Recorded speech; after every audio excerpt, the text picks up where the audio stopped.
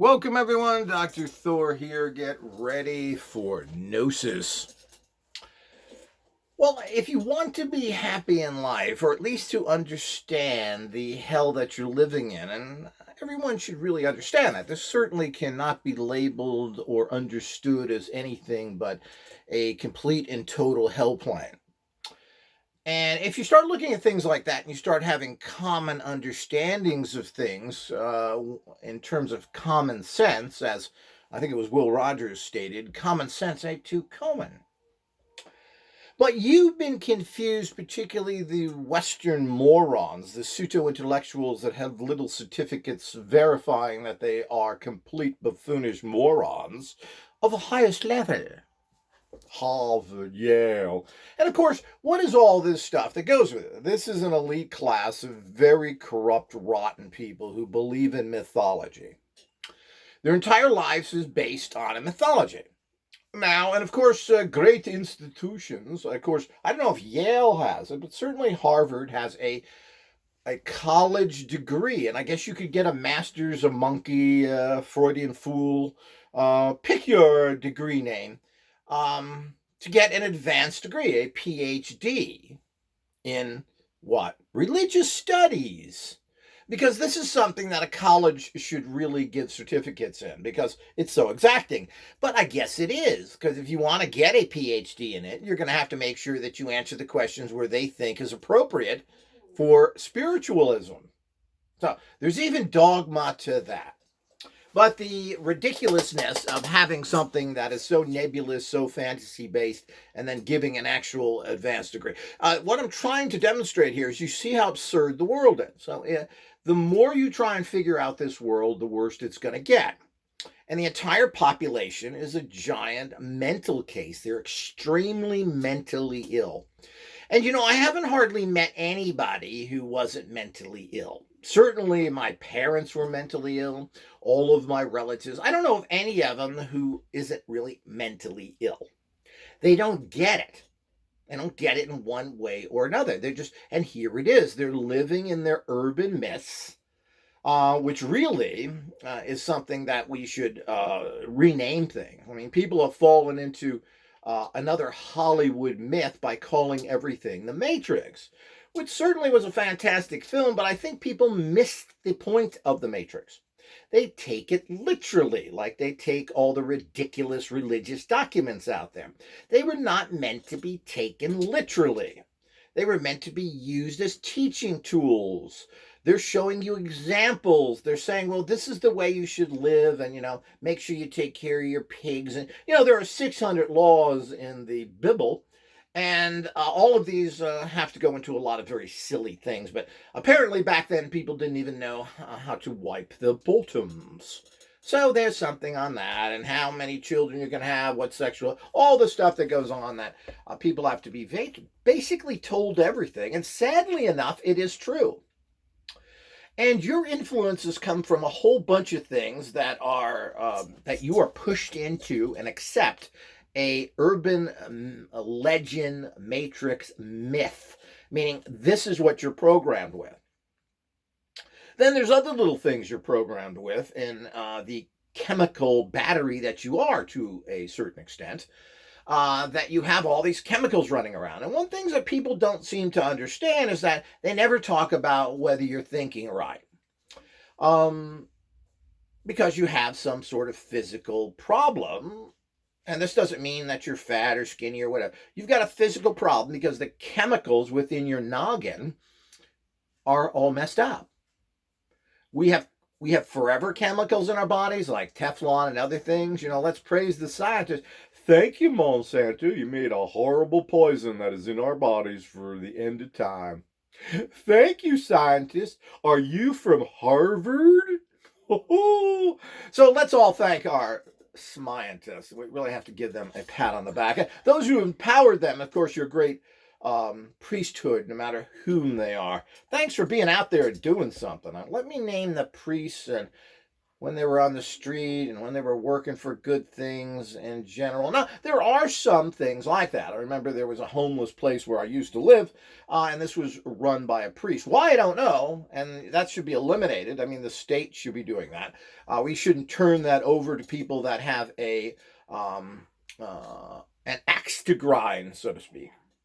But there certain things? But you got to remember, people like the Catholic Church have trillions and trillions of dollars. They own huge amounts of assets. They have giant places full of secret stuff, like the library, which should be legal. They stole that, by the way. They stole all that stuff and put it in their library. That's criminal. And since you can be put in prison for the rest of your life for something you did 40 years ago, just based on the word of somebody else, like all these sex crimes, which is unfortunate for everybody involved, especially if you're a victim. But if you wait 40 years, you should wait forever, because it shouldn't be legal. So the whole idea is that if this is the reality of what's going on there, we have to be very, very cognizant of that. So that entire place should have special military teams to go in there, seize the library, and take back what is due to humanity. And of course, we can then put that in some other warehouse and never use it, as we have literally millions and millions of pages of all sorts of documents which you have no idea what they mean.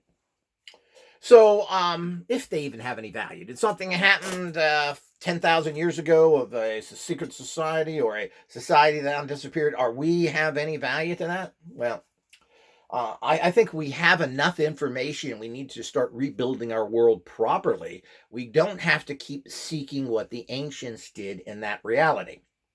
It is fascinating on some levels, but of course, nothing of any value will ever be gotten out to the public. This is all part of it. And who can we thank? Well, we can thank the scientists again. All these people that want to make sure they get their huge salaries, live in their mansions, and do all this stuff. And of course, inflict their lies and stupidity on a whole group of new people coming up thinking that they had the answer. Yeah, if it's connected to money and sex and deviant activities, like all so-called teachers are. But let's get back to that chemical battery you're in. Now, there's a lot of things in your life that you're literally a physical slave to.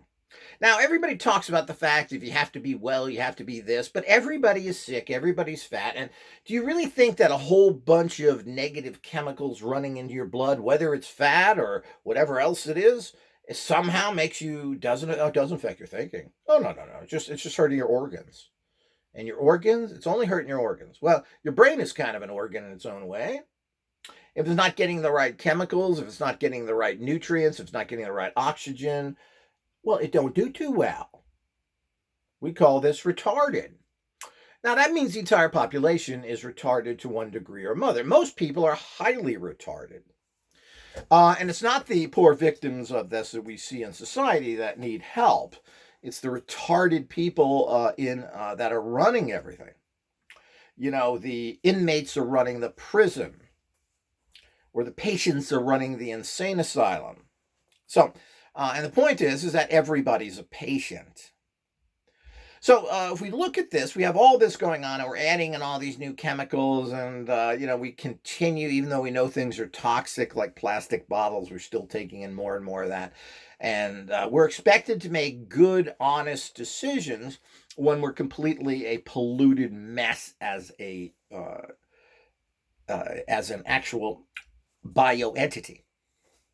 So let's get away from all that other stuff. And even if we get into, quote, pure foods, these have certain chemicals in it. And of course, now they're ringing the bell of this, which I don't really give much credit at all. Oh, plants put out protection. Yeah, for insects, but of course, those doctors making that, particularly these doctors from their idiot backgrounds who live in the lap of luxury for all their lives, like to scream out the fact that you're a bug and you're getting poisons. Things that are thought to be not good for you, why are they in all the foods? Doesn't make much sense, does it? Particularly very nutritious foods. Oxalates are heavily in tea. Yes, all those teas they told you that were so great. Black teas and all these other things, which have all these other good chemicals. Well, now they say they have oxalates. They're terrible for you. Avocados, almonds. Well, these are protective substances that really don't harm anybody and are there to assist the food so you have something to eat. Of course, you don't have to eat anything. You can die and say, well, I ain't getting chemicals in my body, so I'm going to live for a month without eating. Well, that's right. You'll die a nice, clean body. So all this stuff doesn't make sense because it's confused. And why are people doing that? All these people announcing this stuff have written books, have YouTube channels, and they're making a fortune off of it. So they have to come up with something. If they tell you to, have a good diet, exercise, like you've heard all the time, which still is tried and true. Now, the bottom line is that people who eat good diets don't get fat. I don't care if they eat carbs and fruit and everything else. You're not trying to demonize, which is ridiculous. The bottom line, people that are fat don't eat fruits and vegetables and regular meats. They're living on high carbohydrate, toxified foods full of bad chemicals, whether they're natural or not. Seed oils and all the other toxic stuff.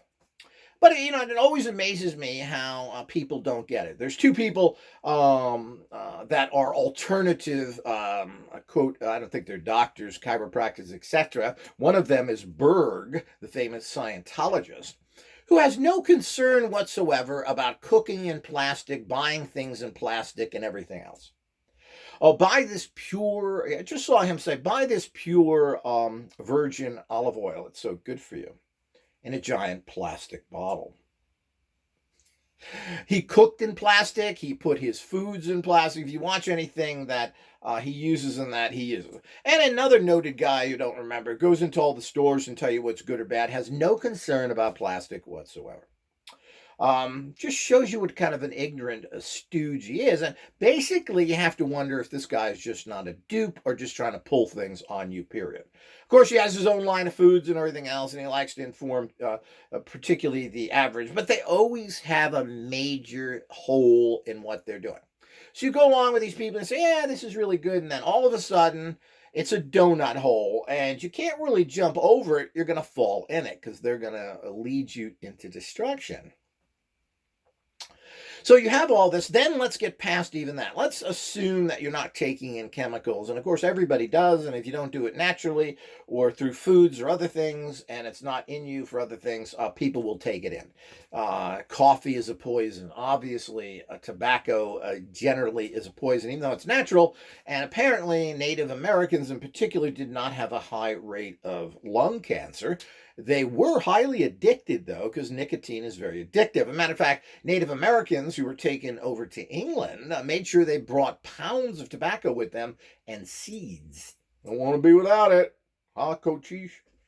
So the whole idea is, oh, that's because they're so spiritual.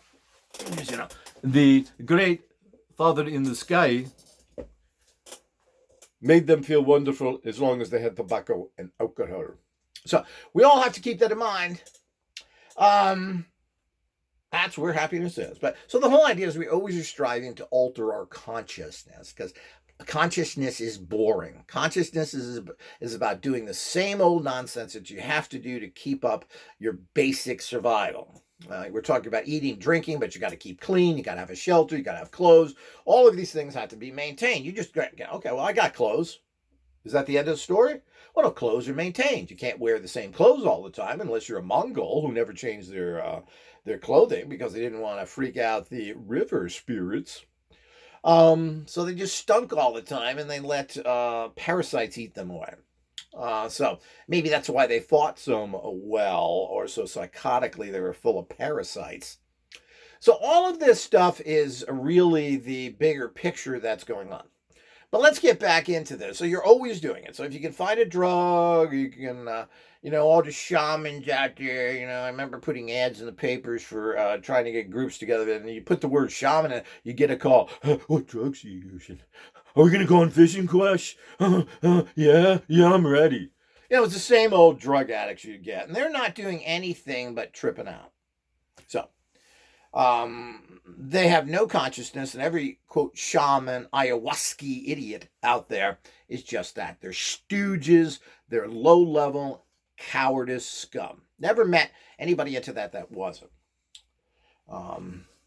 So, generalities are generally true. Obviously, in life, There's always individual factors to everything, but it's very rare you're going to find someone who goes against the grain because they don't do that. That's part of their cowardice personality. So the we have to understand. So you have all that stuff which you're going to add in anyway because you have to be at a boring land. Sitting there pounding in a stream a rock on your clothing to keep it clean is certainly not the highest level of anything. So it's always a little better if you're wasted. That's really what it comes down to. But moving away from that in general, you have the other thing that is in you. Which is your basic genetics. It does seem to be very, very true. Now, I've seen this with people I've known, and one thing that people looking for relationships, you better look at the family and parents of whomever you're getting involved with. Because they're just as crazy. Your partner is just as crazy as them. They're going to have all that genetic material in them that made mommy and daddy crazy and sister and brother crazy, and they're going to have it in them. And while you may be able to control this to some degree by having more direct input, ultimately people fall back into their genetic craziness. So this is all part of what goes on that we have to look at. So you're already hampered that. So you eat a good diet, you exercise, you do all that stuff. But if there's heart disease in your family, if there's cancer in your family, you are not going to solve it through changing your diet and acting. Maybe you can make it a little better, maybe not. But the bottom line is that no. I mean, a prime example of that is the old talk show host David Letterman, whose father died very young. He had, of course, his mother lived to a very old age, but his father died young of heart disease. So he figured, well, I'm going to stay very thin, which he did. Basically, he stayed at high school body weight, being a guy who's 6 foot, 6'1" or whatever. He was like 180 pounds, very thin, and he ran like a devil all the time. But of course, a little bit stupid. I heard he used to run on the freeways. I don't quite understand that, but whatever. Regardless of that, it didn't do anything. He ended up having a huge amount of bypass surgery.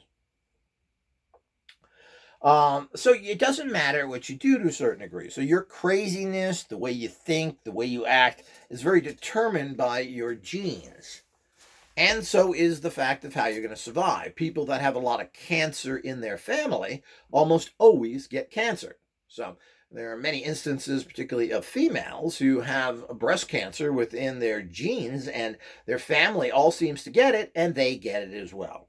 And I'm not sure what they're doing differently, and I'm not sure how you change that, and what is this, and does cancer produce that, and cancer is a virus, and cancer is that. Well, we just, as usual, they make sure they keep everybody confused enough that we really never know what's going on, so we never really solve any problems.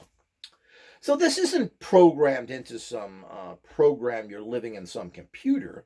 This is the real world, and it is. To think that this is something someone is controlling people with is just absurd. You don't need that. People are controlled very easily, and the same dogma we've had for years is the same ones out there. And people want to go to their dogma-speaking loser realities, and they do this every week, particularly meetings of churches and other things that teach them garbage that hasn't worked for thousands of years.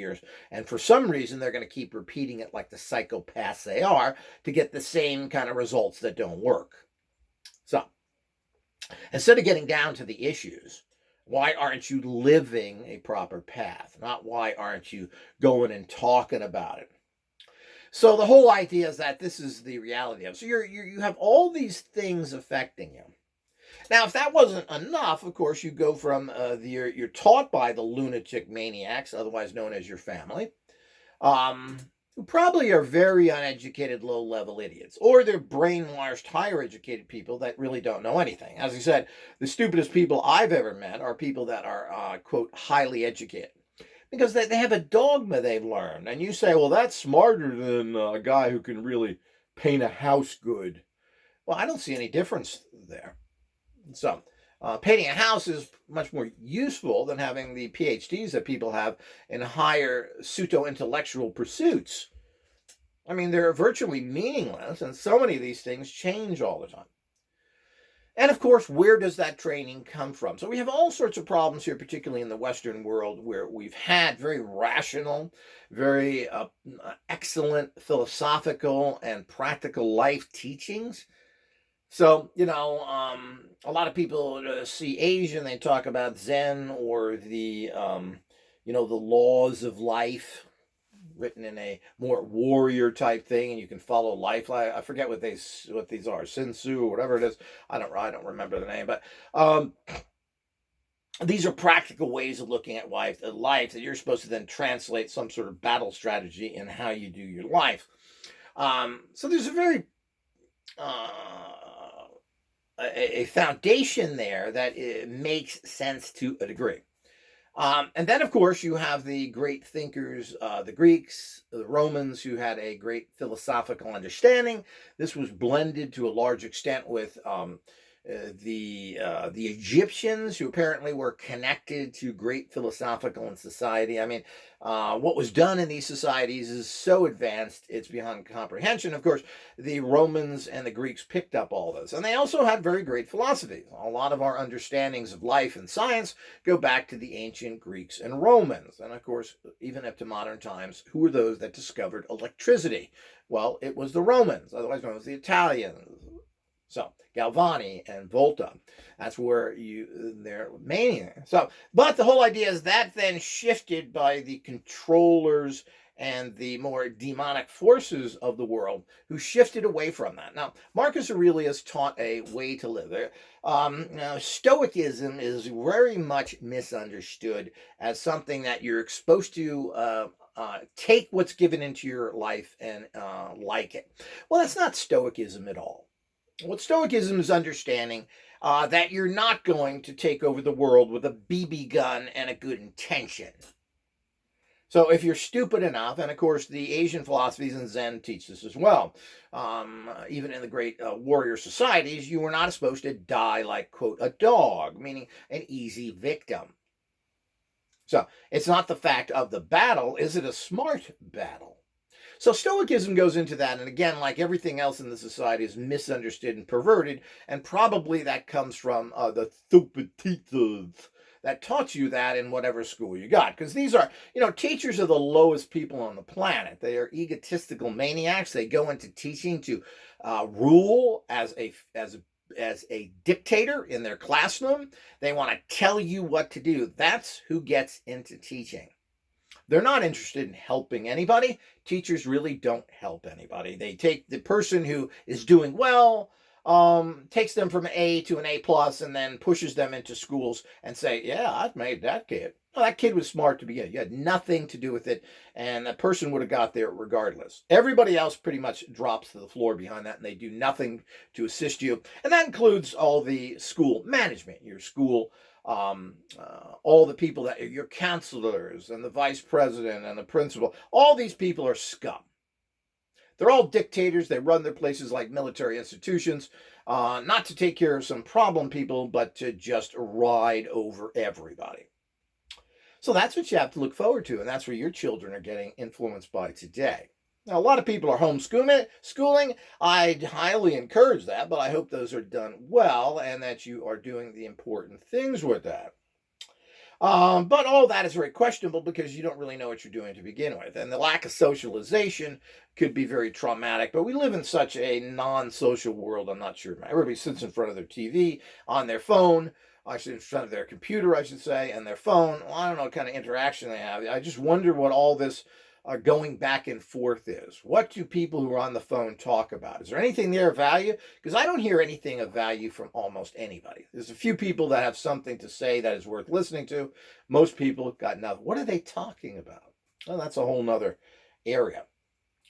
But the bottom line, this is the problem. So you have all these things put together, and when you put together toxins in our food, all the bad chemicals, all the poisons, the mental illness of your parents, teachers, the institutions you're in, and everything that you go with that you think is 100% factual.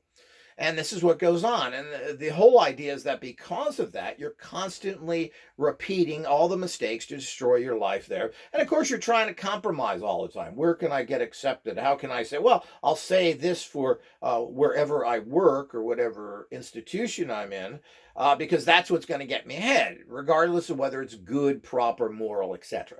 So you're going to do what it takes to do that. You know, this has been proven, particularly now with Dumbademia, who has been caught, every single school has been caught in horrific fraudulent research because they've got to make discoveries that are meaningless or they make meaning from that isn't really true so they can get grants. So it isn't the search for truth. It isn't the search for what's right. It's the search for money. And this is where everything boils down to. And there are no people that are moralistic out there. That's absolutely. And certainly you can't go to any formal anything. Certainly all the religions who have been working for literally thousands of years have done absolutely nothing. There is no moral people who are religious. As a matter of fact, I find religious people are the least moral. They have the same exact ways of operating that, quote, Satanists do. There's no difference between a Christian and a Satanist. I see no difference.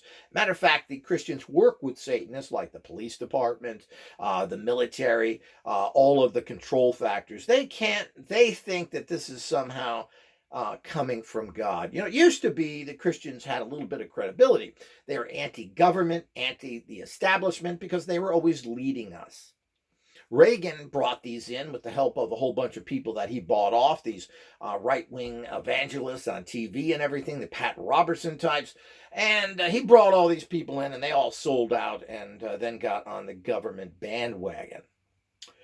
So these are all the things that happen, but it just shows you how bad that is. So the bottom line is you're not going to get any teaching there.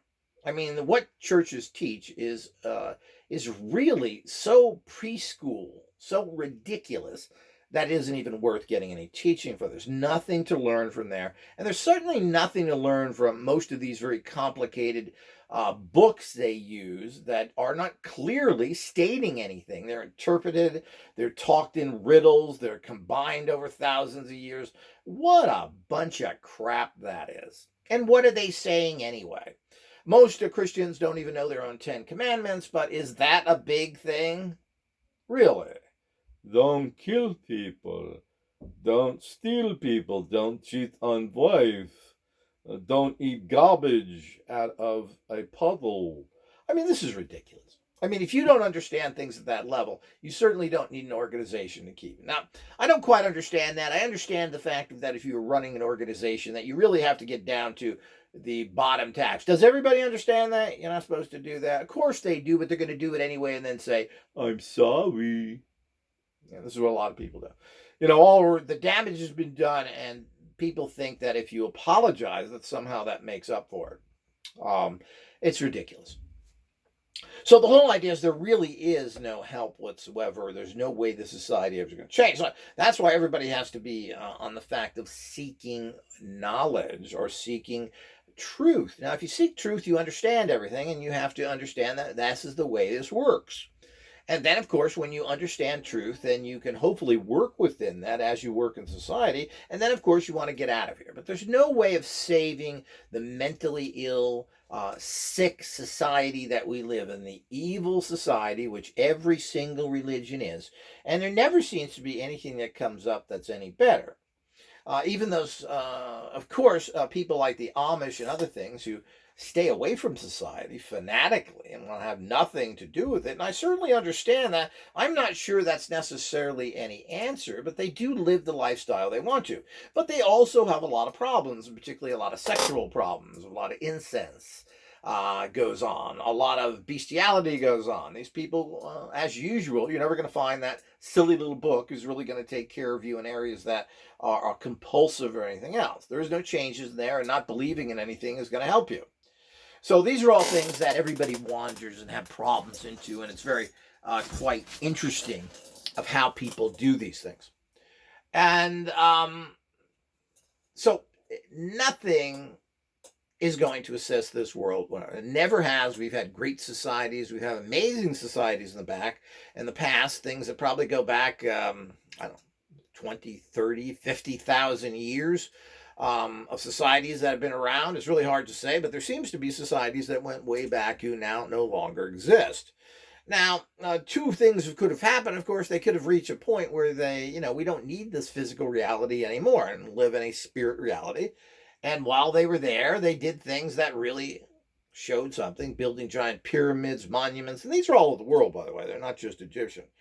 South America seemed to have a fantastic, super advanced society, and these are loaded in the jungles almost everywhere.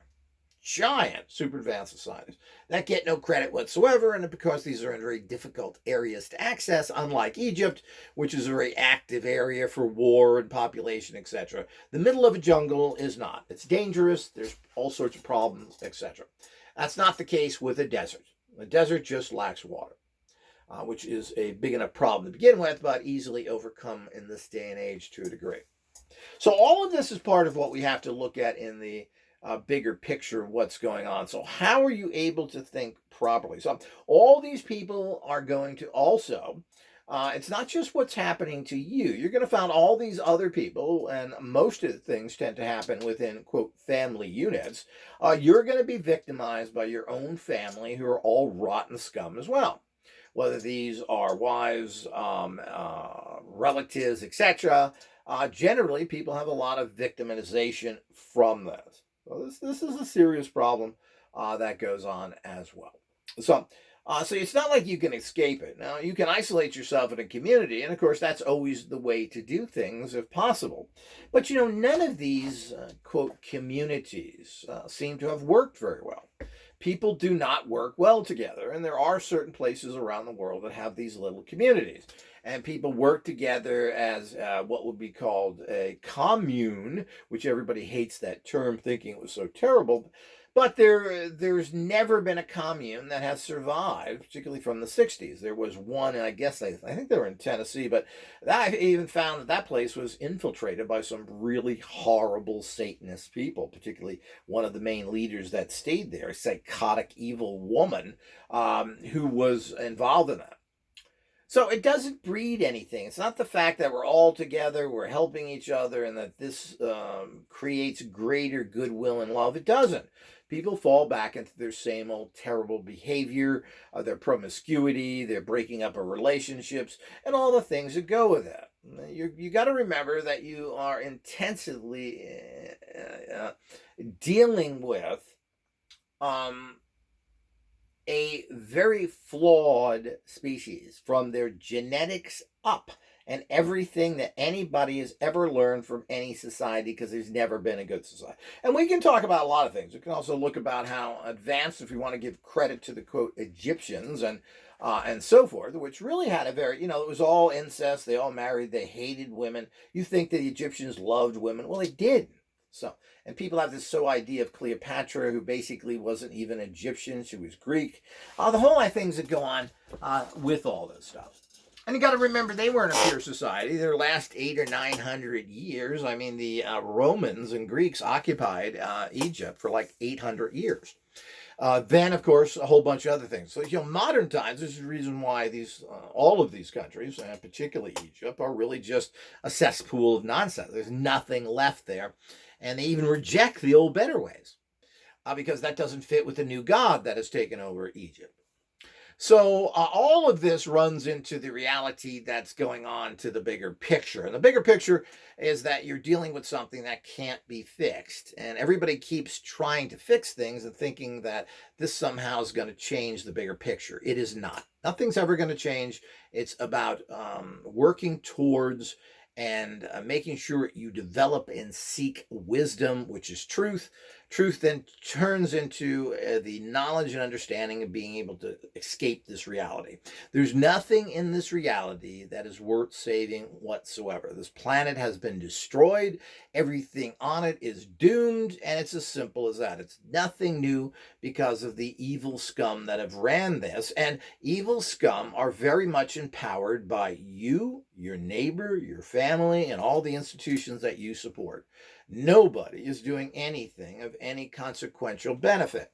They're all living in their own dogma so that they can take care of their own little jobs, so they can have their own little life to live in. Nobody is seeking or willing to take the take the heavy pack of wisdom on their back and climb the mountain. People aren't gonna do that. So it always, it's amazing how people like to make their comments on different places, in particular here on YouTube, that they think they know something. I'm the expert, and you're going to tell me that because you listened to some stupid, idiot, lying teacher, most likely a deviant or a Satanist, you're going to tell me your worthless little opinion who really hasn't done any kind of research or knows anything? It always seems to amaze me with the low level of people out there. And this is society, and you're not going to escape it. You're not going to change it, I should say. The only way you're going to get away from it is to escape it. And we're all caught in this society. And this society is a physical, real society that people need to understand that. We're not trapped in something. So it's a big excuse to say, yeah, we're in a computer program, dude. Let's take another tote on the joint, man.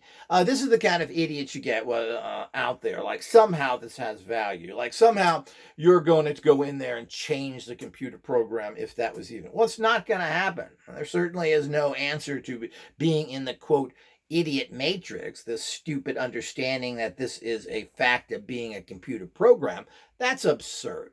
And the whole idea is that your science doesn't even know what consciousness is. They can't define it because they're boobs. So the point is that, and to think that there's intelligent computer programs is ridiculous. They're not intelligent.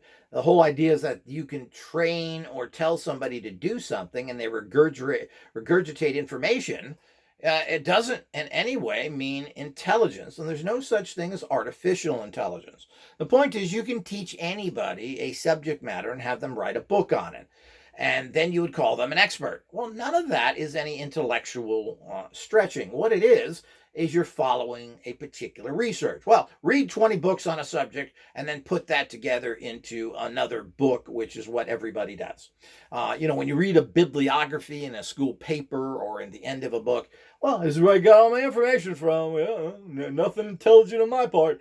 I mean, you virtually could say, in kind of a bigger picture, and I'm not sure there's anything wrong with plagiarism, but basically everything that's written is plagiarism. You've copied it from somebody else. So you've read a book and say, well, I'm going to copy this part because I think it's important. And then you copy it from another book. And this is where everybody says they're getting it. What value is that? And we stress this in education. We stress in education that you need a bibliography to tell me where you got your stuff instead of figuring it out yourself. Like there's some value in that. They're trying to prove that you read something. Well, I guess there's something to that in a perverse, long-winded nonsense way. But the bottom line is that's not really good. What does that say to you? Because there's a big difference between what's considered chalkboard teaching and knowledge and what's considered practical experience. And that's always what you want to bet on. Because when push comes to shove, you want the dude with the practical experience. Whether that's in a battlefield or in a courtroom or in a business. You want someone who's done it and learned from it, not from a book by somebody who says they've done it. So this is all a big, giant problem out there that we have to understand. But if we understand the basics of it, if we understand to start thinking in a Gnostic way, in a Stoic type way, which gives you all the answers, and we move away from the contrived lies that have brainwashed you, from this Germanic, Arabic thinking that has polluted all of the world, and that's where it comes from, we are going to continue to be in this. The ignorant people that claim they're so great, which are nothing but liars and cheats, have been forming the society into the very giant piece of poo it is today. Until next time.